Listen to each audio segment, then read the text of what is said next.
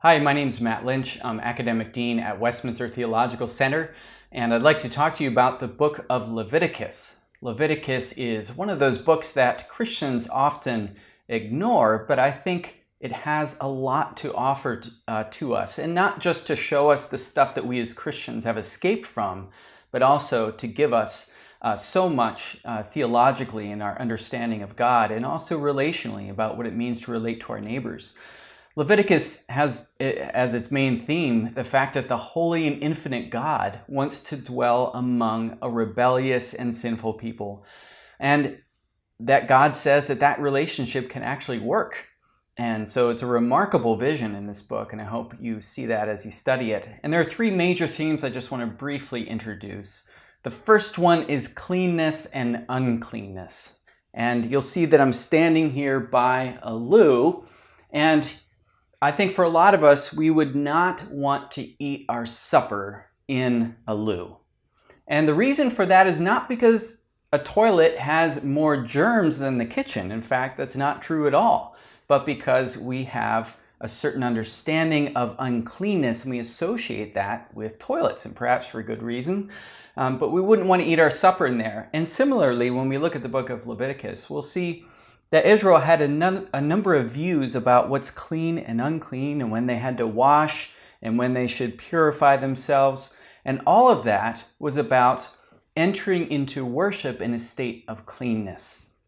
And we might not understand the rationale, the reason for those uncleanness and cleanness laws, but they were to get Israel in the mindset of preparing themselves to enter into God's presence.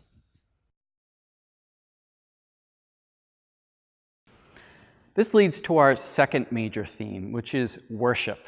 Now, I'm standing here inside a church, and for a lot of people who come into a church, especially if they're not believers or haven't been in a church for a long time, a church can feel strange and imposing and different.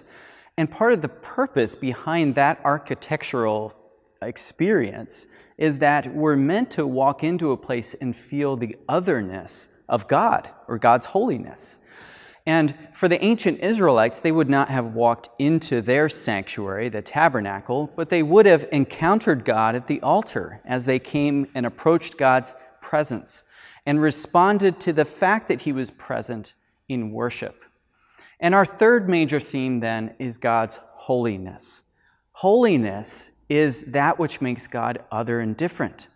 And part of the radical vision of the book of Leviticus is that the other and holy God has decided, rather than letting his otherness separate him from us, is to move toward us and draw us out into his holy presence. And so really holiness is about proximity and closeness to the presence of God.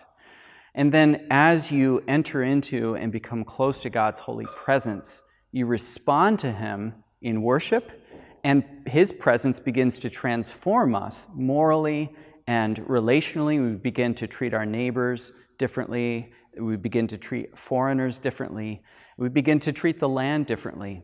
So these three major themes in the book of Leviticus of cleanness and uncleanness, worship and holiness will help give you a picture of what this book is all about.